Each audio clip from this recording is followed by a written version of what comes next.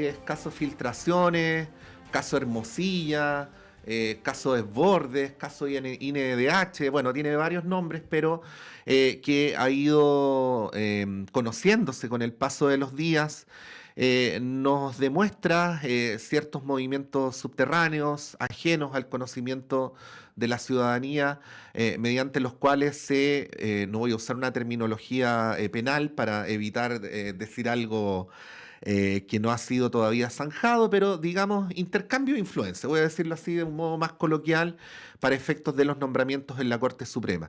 Esto ha generado una suerte de cataclismo. De hecho, durante esta mañana está convocado un pleno de la Corte Suprema para discutir el tema, donde probablemente, en lo que se enuncia, no sabemos si va a ser así, el mismo pleno va a hacer una propuesta para modificar el sistema de nombramientos, y es eso lo que queremos conversar esta mañana, y por eso queremos agradecer la presencia en nuestro estudio de la abogada de Derechos Humanos y también en algún momento postulante a fiscal nacional, Karina Fernández. ¿Cómo estás, Karina? Muy buenos días. Gracias por venir esta mañana. Buenos días, gracias por la invitación y por el interés en el tema. Sí.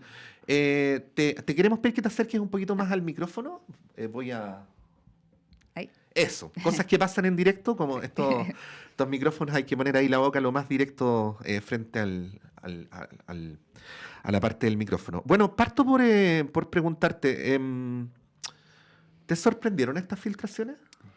No, la verdad es que además ahora de lo que estaba escuchándote, lo cierto, bueno, es que esto ocurre en el marco de Operación Topógrafo. Sí. Y creo que es importante que recordemos como el origen de Operación Topógrafo, porque mucho se ha hablado, se ha desbordado sobre esta materia, pero lo cierto es que necesitamos recordar que esto se trata de un caso de donde se espió ilegalmente a periodistas en casos de corrupción por además orden o a la autorización de un ministro de alta magistratura, ¿ya? Por un ministro de Corte de Santiago, que además después pasó a ser presidente de la Corte de Copiapó en el marco justamente de esta investigación, y por instrucción de inteligencia del ejército, del general de inteligencia del ejército. Entonces creo que acá hay algo que nosotros denominamos captura estatal, que creo que ha estado bien lejos del debate, porque acá todo el mundo habla de bueno, es normal que se abren, es normal que se hablen las designaciones. Yo quisiera decir que además de no ser absolutamente normal, sobre todo los riesgos que este sistema tiene a influencias externas y a tráfico de influencia, lo cierto es que creo que es importante que recordemos quién era la figura de Poblete y los obstáculos que también nosotros tenemos en la investigación penal de delitos que perpetran integrantes del Poder Judicial, que creo que ha sido un elemento que ha estado un poco fuera de la discusión.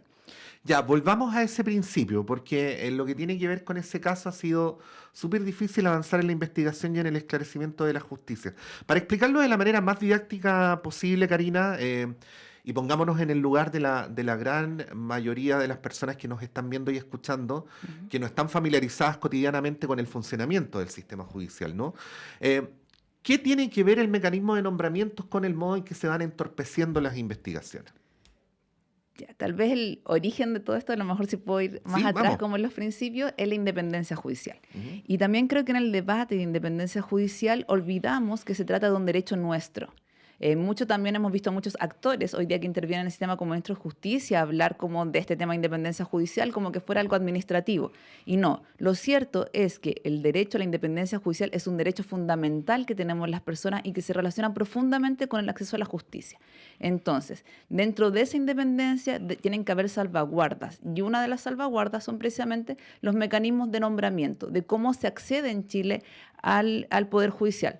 También en no pocas ocasiones se tiende a decir esto es normal, esto ocurre en todos los países, y lo cierto es que no, que Chile se caracteriza por tener un sistema bastante como arbitrario y nosotros decimos poco transparente respecto de los procesos de nombramiento, y eso efectivamente va generando estos mismos riesgos, riesgo de influencia, riesgo de terceros actores que intervengan, y eso va generando entonces una mayor facilidad para que se cometan crímenes. Y en eso tenemos, y lo que nosotros llamamos de captura estatal, de intereses privados que intervienen en los funcionamientos del Poder Judicial, o en este caso de intereses, como el caso que yo mencionaba, topógrafo, de la propia inteligencia militar que estaba tratando de excluir a aquellos periodistas o a aquellos actores internos del ejército que estaban haciendo denuncias de corrupción. Entonces, eso es como el entramado, en definitiva, es cuando hablamos de crimen organizado. No es mucho más difícil o distinto a cuando nosotros enfrentamos el crimen organizado. Por eso, las salvaguardas en esta materia de independencia son tan importantes y tienen que verse reflejadas o en procesos de nombramiento que sean claros y transparentes, donde participe la ciudadanía, y también en qué ocurre en Chile con el proceso de inhabilidades, o sea, con los reclamos de inhabilidades, que también es otro elemento que ha estado en esta discusión. Karina, pero nosotros estamos hablando de un caso, de un juez, de un tema. ¿Cómo ponderar si lo que tenemos acá es un asunto episódico o más bien nos devela una cuestión más estructural? ¿Cuál es tu mirada a ese respecto? Yo creo que estamos frente a una situación estructural bastante delicada Ajá. y creo que el Pleno convoque hoy día por primera vez a lo mejor en la historia de la Corte Suprema a un Pleno solo dedicado a esta materia es de especial relevancia y muestra que efectivamente la Corte Suprema no se ha mostrado indolente a lo que ha surgido dentro de investigaciones penales. Ese es otro elemento que tú también mencionabas en tu pregunta original, que tiene que ver con que esto surge en el contexto, o sea, nosotros tenemos acceso a esta información, a estos diálogos, a este tráfico de influencia, que en mi caso yo me querellé ahora por ese delito a nombre de Mauricio Weibel, Ujú. pero justamente esto surge de teléfonos que fueron, recogidos por la autoridad policial. En el caso de Poblete, de Operación Topógrafo, yo he denunciado muchas veces que la información que nosotros tenemos en ese caso surgió de la incautación de teléfonos de un ministro que además tenía, recordemos, bombas, arsenal, armamento en su domicilio, que nosotros lo perseguimos mientras era ministro o el Ministerio Público con la compañía de los querellantes, cuando él estaba de presidente de la Corte y nosotros ni siquiera podíamos encontrar su domicilio cuando estaba de presidente de la Corte de Copiapó. Que justamente en los casos que salieron ahora se muestra discusión y contenido de la discusión de la Corte Suprema cuando nosotros estábamos presentando los reclamos en su contra. Esta figura es Poblete y yo creo que ha estado como bien alejado de la naturalización que se le ha dado a esta discusión. O sea, Desbordes dice, yo hablé con Poblete, eso no es problema. La ministra del Interior dice, no, hablé con Poblete, no es problema porque esto es todo normal.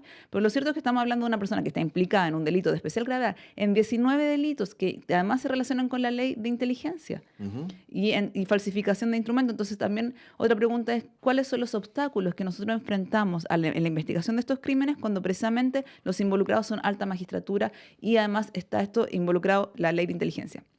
Lo que yo alego constantemente en la Corte cuando alegamos esta causa es que esto se trata además de una operación en curso. Ujú. Entonces, esto es tal vez lo complejo de lo que nosotros denominamos captura estatal.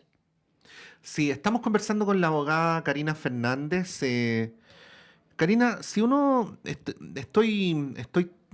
reconozco que no es habitual en mí, pero estoy haciendo esta entrevista con un poco de perplejidad y también intentando recuperar una cierta capacidad de Mm. asombro, porque si estamos, qué sé yo, el 19 de junio del año 2024 haciendo una entrevista donde en relación al funcionamiento de la justicia, tú señalas en dos o tres oportunidades que estamos frente a una captura estatal, es que estamos hablando de algo muy, muy grave, ¿o no?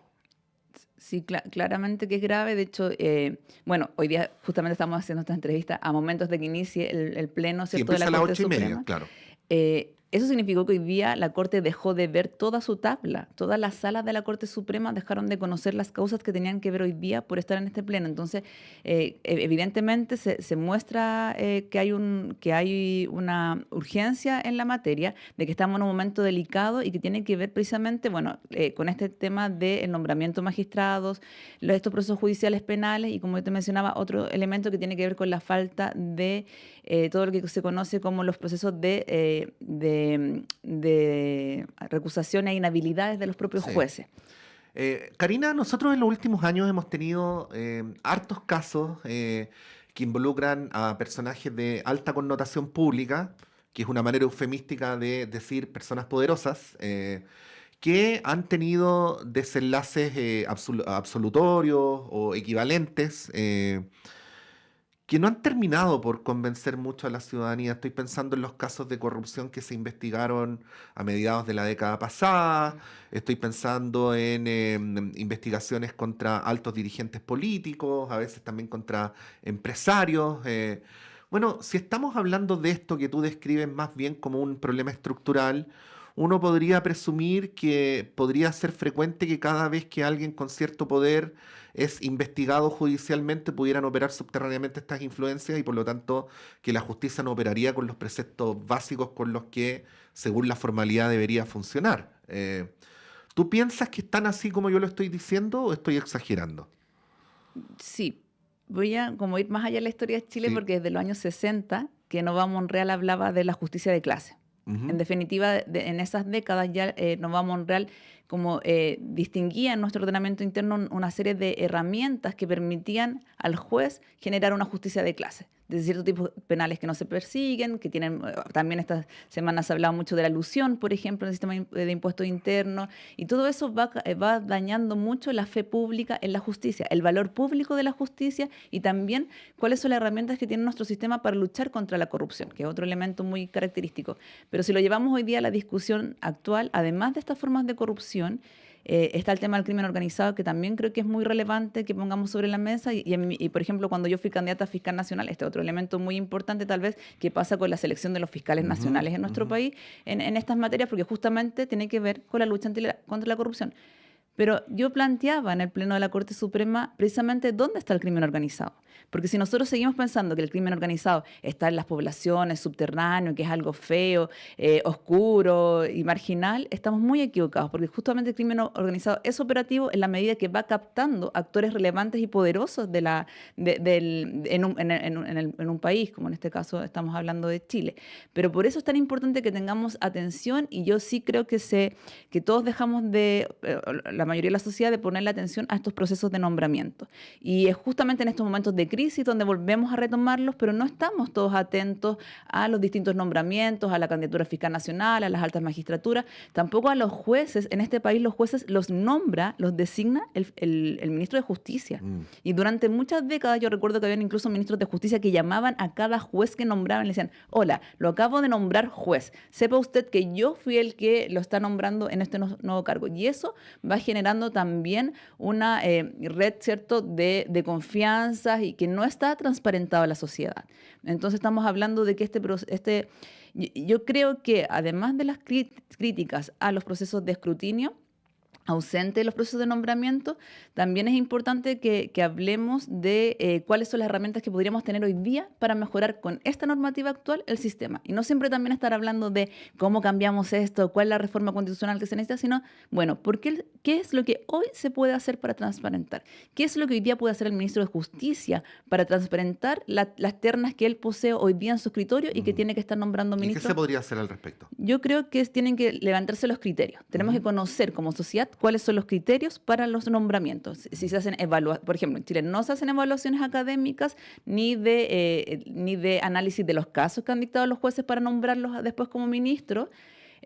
Insisto, los ministros de cada corte en nuestro país son nombrados por el ministro de Justicia.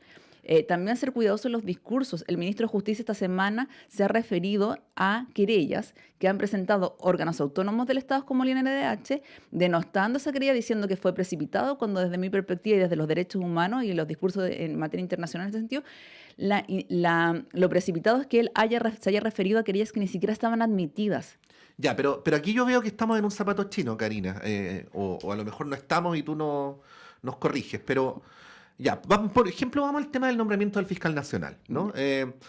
Hablemos primero en el papel y luego vamos a cómo funciona en la realidad, ¿no? Me imagino que habrá un principio saludable según el cual no es bueno que el presidente de la República nombre a dedo al fiscal nacional, ¿no? Y que por lo tanto, para que tal cosa no ocurra, es bueno que sea el Congreso Nacional el que ratifique la propuesta del presidente de la República. Pero lo que ha terminado ocurriendo en la práctica, no digo necesariamente con este fiscal, no me consta, pero sí con el anterior, es que para que alguien en específico sea nombrado, tiene que ir a cabildear con los senadores, cenar con ellos, tener conversaciones a las cuales el resto no tiene acceso para tener mayoría en el Parlamento, ¿no? Entonces se termina produciendo un problema que podría ser incluso peor que el que se quiere remediar. Entonces volvamos al caso del nombramiento de los jueces. Parecería demasiado poder en una sola persona, más aún siendo una autoridad transitoria como el ministro de Justicia, el nombramiento de los jueces, pero y si generamos un mecanismo que incorpora a otras instituciones del Estado, quizás generamos el mismo problema que en el Ministerio Público.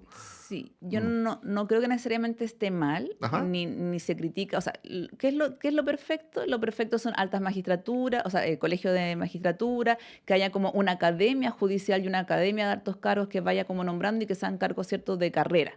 Pero en el sistema de nombramiento actual no es necesariamente malo esto de que esté, en el caso de los jueces, la Corte que hace la terna y después el ministro de Justicia que elige entre esa terna para las jueces y ministros, pero las altas magistraturas, aquí está Corte Suprema, Tribunal Constitucional, no nos olvidemos del Tribunal Constitucional por lo demás, y el Fiscal Nacional. Entonces, ¿qué pasa en esto? Se quedaron tres etapas, ¿cierto? Entonces, ¿qué es lo que pasa al interior? Vamos, como analicemos, no sé si hay tiempo, pero rápidamente cada uno de estos tres momentos. Frente a la Corte, la exposición que hace la Corte son muy breves. Y lo que yo mencionaba es que no hay transparencia respecto a los criterios de por qué cada ministro vota por un candidato, que le acaba de hacer una exposición de 10 o 15 minutos. No hay criterio. Y cuando no hay criterio, justamente es cuando quedan estas brechas abiertas a la opacidad y a influencias de terceros actores.